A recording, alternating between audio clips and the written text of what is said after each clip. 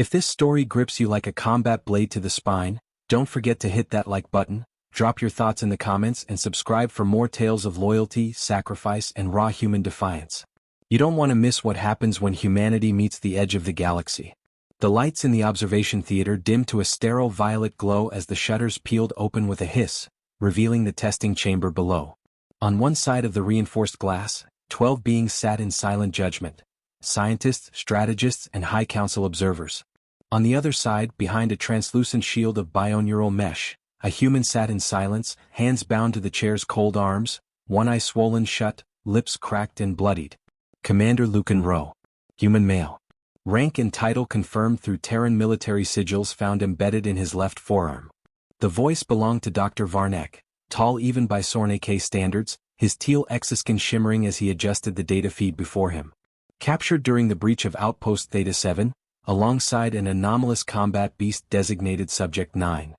A murmur passed through the observers. General Tranich shifted his weight in the far corner, armored arms crossed over his thorax. He didn't bother to mask his disdain. Let's skip the poetry, Varnek.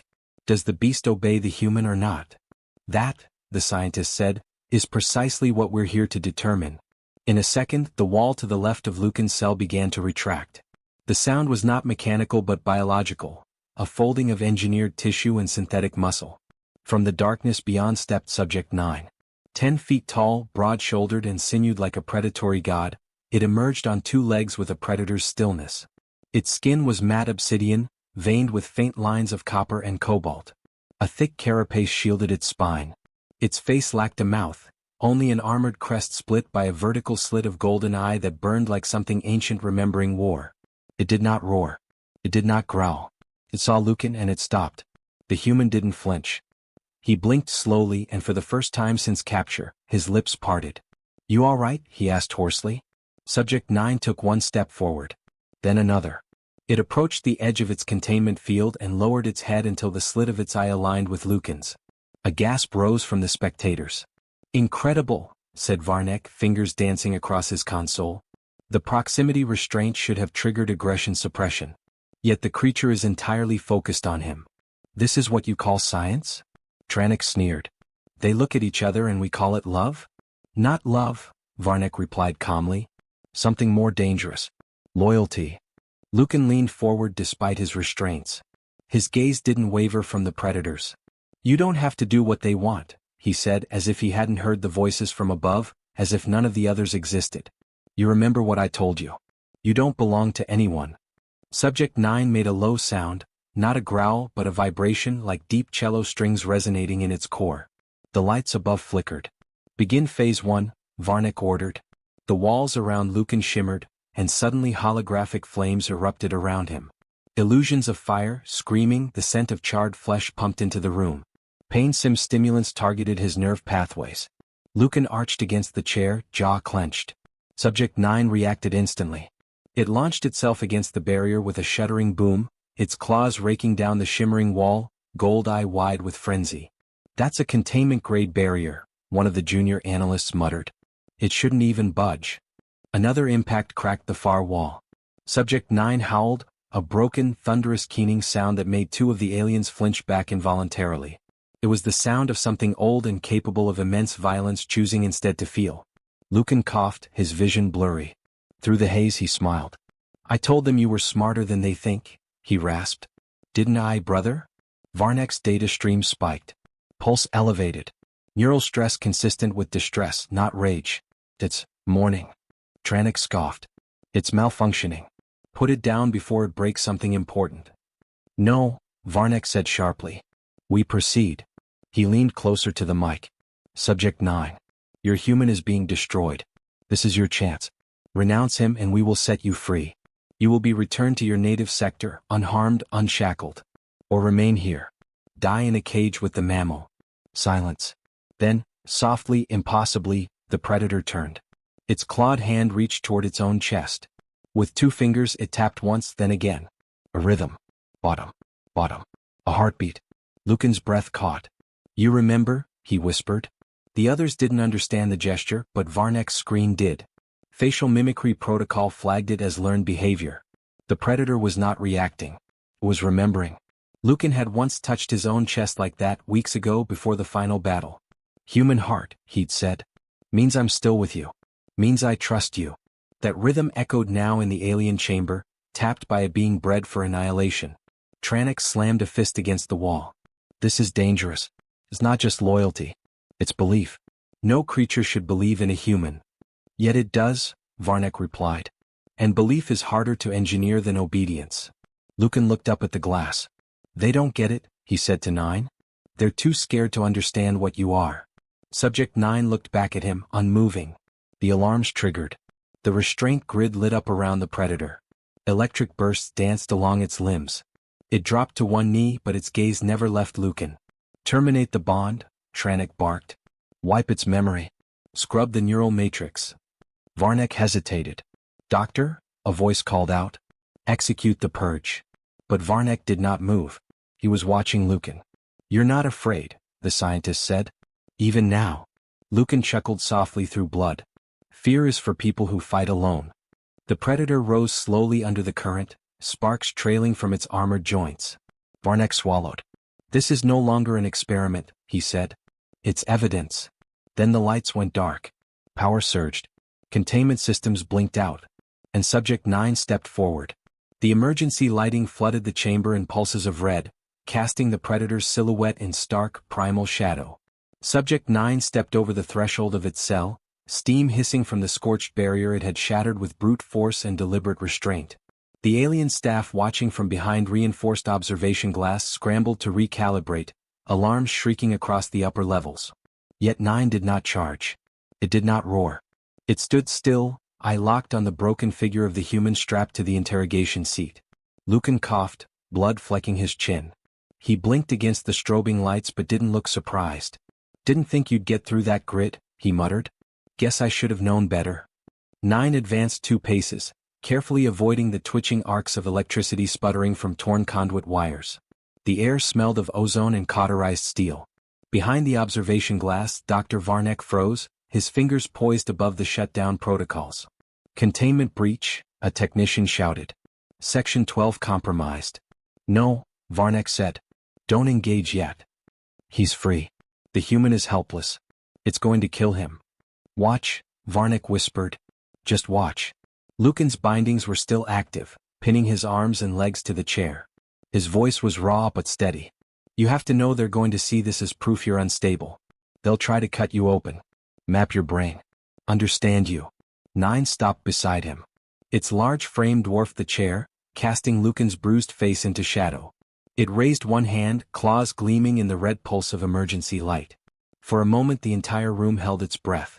The predator lowered its hand, not to strike, but to gently touch the side of Lucan's head, fingers spread against his temple. Its touch was deliberate, reverent. Lucan's eyes watered. Whether from pain or something deeper he didn't say. Varnek leaned closer to the glass. His voice trembled, though he didn't realize it. This is not a reflex. This is memory. Ritual. Perhaps even affection. General Tranix stormed into the room, his armored stride shaking the walls. This ends now, he snarled. That thing is 1 second from turning the mammal into red paste. No, General, Varnek countered. You're missing the point. Could have. It didn't. That's the point. Tranix drew his sidearm, a serrated plasma pistol designed to melt bone. He tapped the safety off. I said end it. But 9 didn't attack. It turned, its golden eye sweeping across the direction of the sound. It saw Tranix. It saw the weapon. Then, slowly, deliberately, it raised its hand and tapped twice against its chest. Bottom. Bottom. Lucan smiled through cracked lips. You remembered the beat. Tranix's eyes narrowed. What is that? Some kind of signal? It's a heartbeat, Lucan answered. My. Yours. Doesn't matter. It's how we understood each other. 2 taps meant peace. No threat. That's insane. Maybe. But it kept us alive longer than your logic ever did. Varnek stepped between Tranix and the firing angle. General, if you destroy this specimen, you destroy our last chance to understand how human empathy is corrupting high-threat organisms into loyal protectors. This predator was bred for obedience. The human gave it choice. Tranix lowered the pistol slowly, eyes still locked on the glass. Then prove it. Isolate them. Put the beast in a true test. No illusions. No simulations. Let's see what it chooses when survival is on the line. Varnek's mandibles tightened in thought. We'll need a neutral chamber. Something without control interference. There's the graveyard platform, one of the technicians offered. Moon orbit. Abandoned but functional. Varnek nodded. Prepare transit. No guards. No restraints. Just the human and the predator. Insanity, Tranek muttered but said no more. The journey to the graveyard platform was silent. No contact. No conditioning. Lucan was left to rest in a medical stasis pod, his wounds treated just enough to keep him alive. 9 traveled beside him, caged only by trust. In the shuttle's hollow hum, the two existed in suspended tension, one sleeping, the other always watching. The platform loomed in the void like a forgotten tomb. A rusted shell of old wars, stripped of weapons and drained of atmosphere, but with one surviving chamber. Artificial gravity held. No surveillance systems. No external interference. They were dropped inside, the door sealing behind them. Lucan stirred first, groaning as he pushed himself upright. His face was less swollen now. Bandages covered half his torso. When he looked up and saw 9 standing only feet away, silent and unmoving, he chuckled dryly. Well, here we are. Their final trick. Just you and me. 9 tilted its head. No food. No water. No way out. They want us to see who cracks first. He pulled himself to his feet, breath ragged. Or maybe they just want you to do what you were bred for. Rip me in half. 9 stepped closer. It crouched slightly, bringing its eye to Lucan's level. I'm not afraid of you, Lucan said. And I'm damn sure not ashamed of what we were out there. You saved me more times than I can count. And I tried to save you. Even if they think I was a fool for it. He sat down slowly back against the wall. Funny thing is, I don't even know your real name. Bet you had one. Before they made you into 9. Silence. Then the predator reached up and touched its own chest. Slowly it tapped. Bottom. Bottom. Lucan smiled. Guess that's enough. Hours passed. Then days. Rations ran out. Lucan grew paler, thinner. The environment was harsh, the oxygen mix barely tolerable. Still, the predator did not leave his side. It brought broken bits of paneling to insulate him, dragged old machine cloth to wrap his legs. When Lucan could no longer sit upright, 9 carried him across the chamber, placing him gently against the warmest wall section. It never ate, never slept. And then, without warning, a gas began to flood the chamber. Lucan coughed, eyes snapping open. His body convulsed as the air grew thick with something acidic and strange. The walls hissed, hidden nozzles spewing translucent mist. Poison, he choked. They're testing us. Seeing what you'll do. 9 stood up, bracing itself. His breathing changed, rapid, strained. It turned, found the source of the gas and pounded against it. The panels dented, but the release didn't stop. Lucan's eyes fluttered. He slumped. Don't fight it. 9 looked down at him. Then turned. With a cry that sounded like thunder torn in half, it hurled itself against the wall. Again.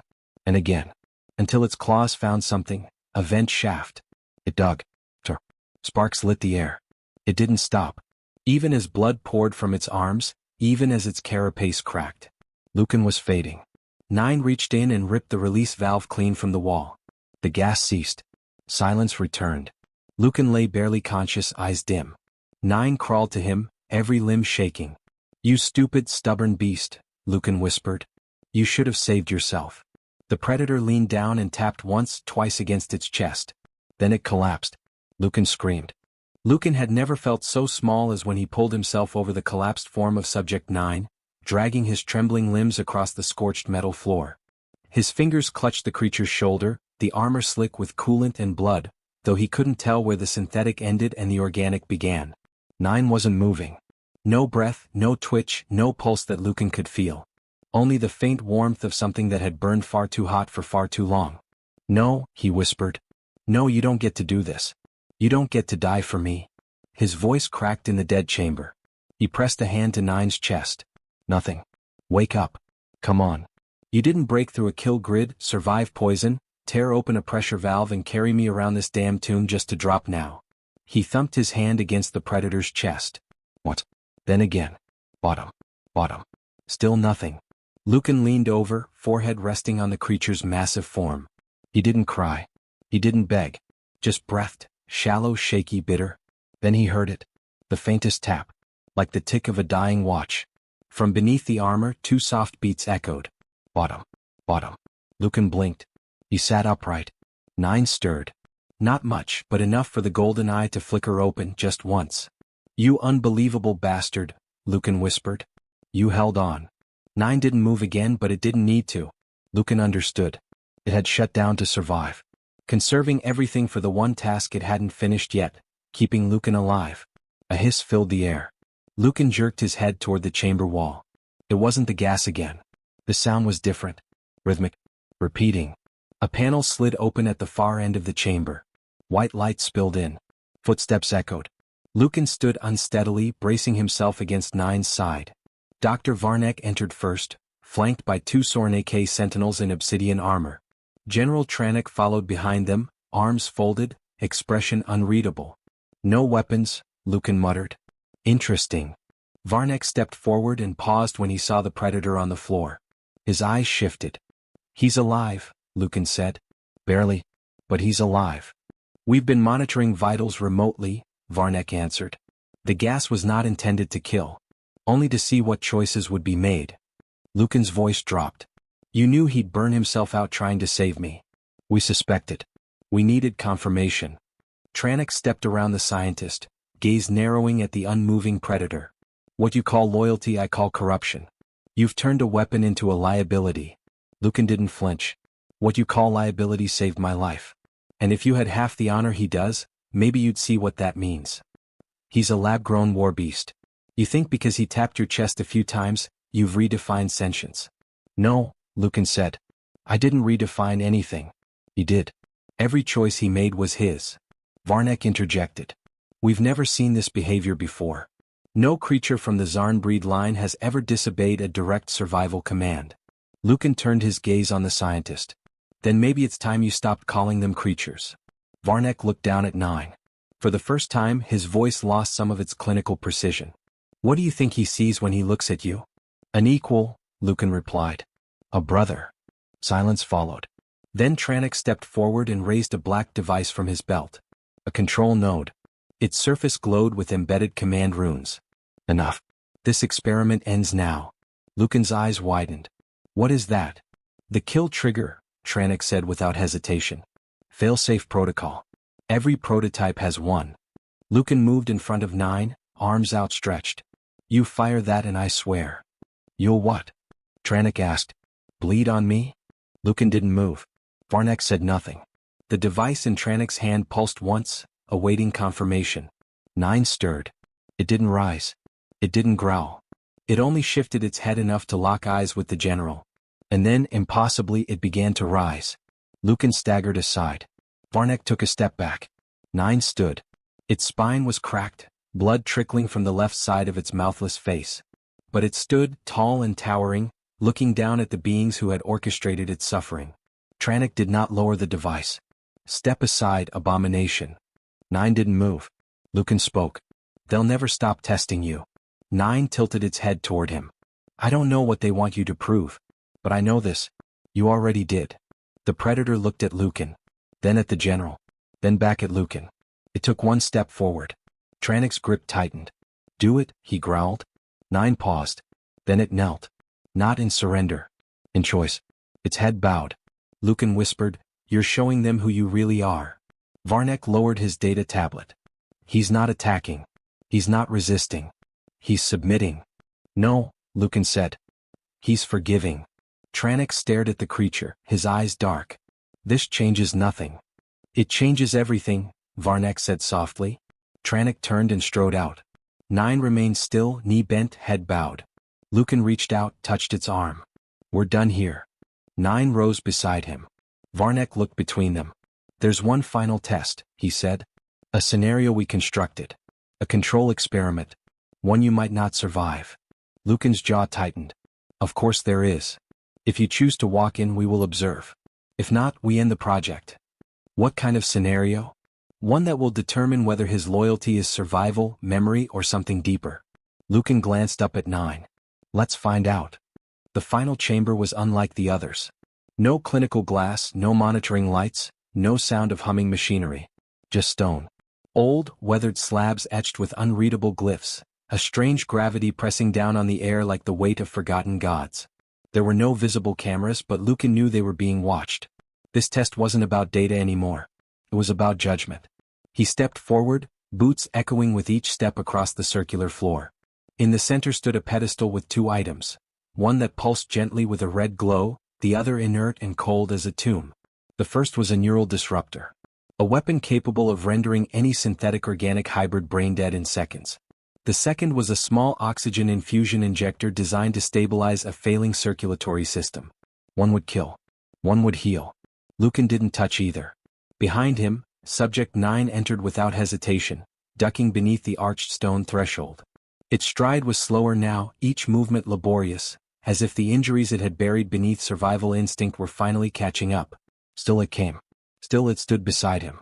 A voice echoed into the chamber from an unseen source. Varnek, come. Colt. This chamber is neutral. No failsafes. No remote influence. No rewards. Lucan said nothing. The predator must make a decision, the voice continued, between its own release and the survival of its bonded human. No commands. No triggers. Just truth. Lucan's eyes flicked toward the pedestal. So that's it? You finally trust us to choose? No, the voice said. We trust you to reveal. 9 stepped forward. Its golden eye scanned the devices. Its fingers curled, claws retracting slightly. It turned to Lucan. Then back to the pedestal. Lucan's breath caught. They're not just testing you. They're testing me. One of these can save me. The other can destroy you. And they want to know which one of us matters more. 9 stared at him. Lucan swallowed. You don't have to do anything. You've done enough. You broke your code. You broke their science. If you want to go, if you want to live, I won't stop you. The predator didn't move. Lucan stepped back, palms up. Don't make this about me. You're free now. Whatever they did to you, whatever chains they buried in your brain, you shattered them. You earned your future. Don't give it up now just to prove some point they'll never understand. 9 looked down at the glowing disruptor. Then at the injector. Then slowly it raised its hand to its own chest. Bottom. Bottom. The motion was faint, but deliberate. Lucan's voice broke. Why? 9 reached out. Not to the disruptor. Not to the injector. To Lucan. Its clawed hand rested lightly on his shoulder. Then it turned and walked toward the pedestal. Lucan shook his head. No. Don't you dare. But 9 wasn't reaching for the disruptor. It took the injector. With careful precision, it inserted the small device into Lucan's side, pressing the activation trigger. Pain flared then faded. Lucan gasped. His vision cleared. His pulse steadied. And 9 collapsed. Lucan caught it before it hit the floor. No, no, no, what did you do? He looked back at the pedestal. A third slot had been hidden beneath the injector. A timed neural failsafe. Once the human stabilized, it would engage. You clever bastards, he hissed into the silence. You made the test unwinnable. 9 was seizing, golden eye flickering wildly. Lucan held him tight. They gave you a trap. And you still chose me. The voice returned. Not Varnex this time. Tranik. This proves it. The predator's loyalty overrides even basic survival instinct. It is compromised beyond repair. Lucan roared. You call that compromise? He made a choice. That's what makes him more than anything you've ever built. Varnek's voice followed, strained. We underestimated the human bond. He didn't act on programming. He acted on belief. Lucan looked down. 9's body was spasming less now. Slower. Quieter. A kind of stillness settling in. Lucan leaned close, forehead against the cracked carapace. You hear me? I'm not letting this be the end. Not after everything. He reached into his boot, pulling a small object no one had thought to search for, an encrypted data key. He jammed it into the port beneath 9's shoulder plate. Emergency override engaged. Buried in a fragment of stolen Soren code Lucan had taken before the battle at Outpost Theta 7. A last resort. The lights in the chamber flickered. Above, alarms sounded. Lucan didn't stop. He fed every command he had into the override, bypassing security layers he'd only half understood when he stole them. Prayers, guesses, curses. Then 9 jerked. Lucan recoiled as the predator's body arched, veins glowing a bright searing white. The pulse returned. Stronger. Wild. Then silence. Then breath. 9 opened its eye. Lucan exhaled. You're back. The predator lay still a moment longer, then slowly, achingly rose. Outside the chamber, panic had begun. Lucan stood beside the creature. His voice carried through the comm channel now overridden by the stolen access. You wanted proof. You got it. He chose me over his freedom, over his life, and he would have died without a second thought. But I didn't let him. Because I'm not done with him either. 9 stood tall again. Lucan's voice sharpened. You don't control him. You never did. And now that you know that, you're afraid. Varnek responded softly. What are your terms? Lucan's lips curled into something between defiance and pride. He's not your weapon. He's not your test subject. From this moment forward, he's under my protection. You want to come for him, you come through me. And if you want to understand what made him more than a machine, maybe start by treating him like someone worth saving. Tranek's voice was quiet now. What would you call such a creature? Lucan looked at 9. Then nodded. Friend. The transmission cut. Doors hissed open around them. No weapons drawn. No soldiers waiting. Just silence. Lucan and 9 stepped into the corridor together. And behind them, the chamber powered down, its ancient lights flickering once. Far above, across the galaxy, reports began to circulate, of other Zarn prototypes showing erratic behavior. Disobedience. Compassion. Rhythms tapped into chests with 2 soft beats. Bottom. Bottom. Something had changed. And it had started with one predator who chose to die for his human, and a human who refused to let him.